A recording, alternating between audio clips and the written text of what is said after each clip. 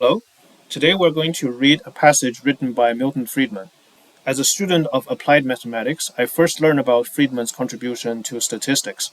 For example, the Friedman test, which is an analog to ANOVA, that is analysis of variance, but in a non-parametric setting. The Friedman test has long belonged to the standard toolbox of any statistician. But today we're not going to talk about any mathematics or statistic. Instead, we're going to read a passage. It is included in the article, The Economic Case for Free Trade, in Chapter 2, The Tyranny of Controls, in the book Free Truth. In one of my previous videos, I demonstrated the harm caused by tariffs. In particular, it is the consumers of the country that imposes tariff suffers the most. Despite the fact that the producers enjoys a benefit and the fact that the government collects tariff revenues, they all ultimately comes from the consumers. In the process, it creates deadweight loss, which is the loss of wealth that is irrecoverable. In the article, Friedman listed many of the common arguments against free trade and explains why they fail. But first of all, why do countries or even human beings trade?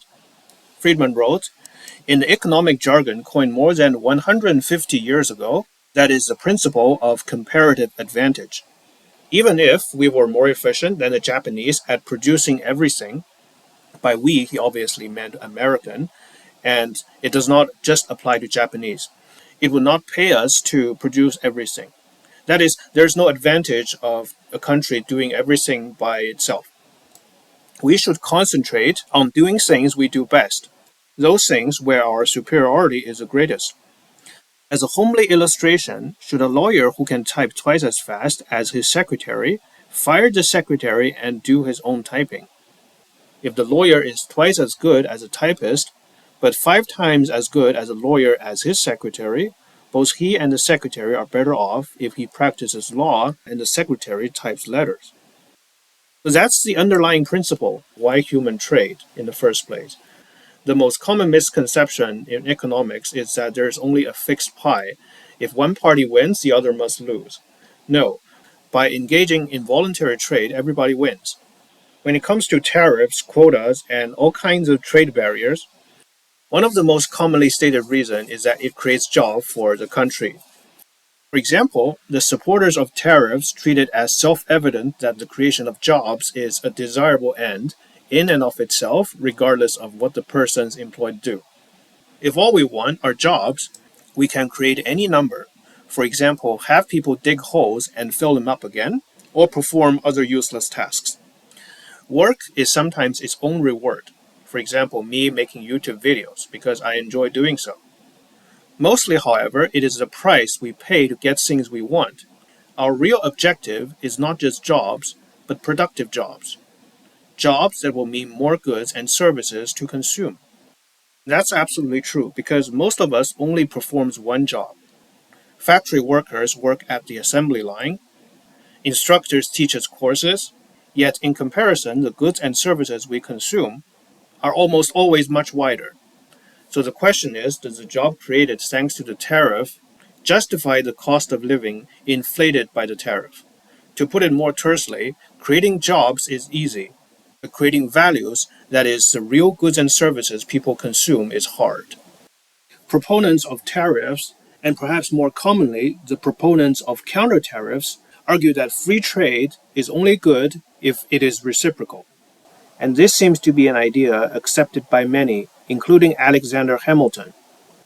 The idea that free trade would be fine if all other countries practice free trade, but that so long as they do not, the United States cannot afford to.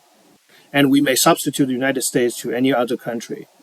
This argument has no validity whatsoever, either in principle or in practice. Other countries that impose restrictions on international trade do hurt us, but they also hurt themselves. If we impose restrictions in return, we simply add to the harm to ourselves and also harm them as well. So the analysis shown in these charts works for tariffs and counter-tariffs equally well. Competition in masochism and sadism is hardly a prescription for sensible international economic policy. Far from leading to a reduction in restrictions by other countries, this kind of retaliatory action simply leads to further restrictions. So, in a nutshell, nobody wins a trade war. Everybody loses. The only winning move is to walk away from a trade war. Tyranny can only be defeated by freedom, not another form of tyranny. But what about trade deficit? That's another talking point gets thrown around quite a lot, especially from post-truth populist politicians, to which Friedman has this to say. Another fallacy seldom contradicted is that exports are good, imports are bad. The truth is very different. We cannot eat, wear, or enjoy the goods we send abroad. Our gain from foreign trade is what we import. Exports are the price we pay to get the imports. Therefore, having a negative trade deficit with most countries is an indication of a successful economy because you pay less to get more. A favorable balance of trade really means exporting more than import, sending abroad goods of greater total value than the goods we get from abroad. In your private household, you would surely prefer to pay less for more rather than the other way around. Yet that would be termed an unfavorable balance of payments in foreign trade. So the idea that the imbalanced trade in itself is a bad thing is retarded. I strongly urge my dear viewers to read the article in full. Milton Friedman goes on to explain many of the intricacies in a free market. For example, what determines an exchange rate, without complicated math. Other fallacies addressed in the article include so-called unfair competition due to subsidies by foreign government, the argument that we must defend the dollar, the national security argument, the infant industry argument, and the beggar's thy neighbor argument, which regrettably cannot be all covered in this video. Dear friends, we're living in a post-truth era, in which common knowledge and basic facts are overshadowed by performative politics. But as we all know, theatricality and deceptions are only powerful agents against the uninitiated. I hope our fellow citizens, domestic or abroad, arm themselves with basic knowledge and be wary of attempts to undermine the free society from which we benefit so much, but often taken for granted. Thank you very much for watching, and I'll see you next time. Bye.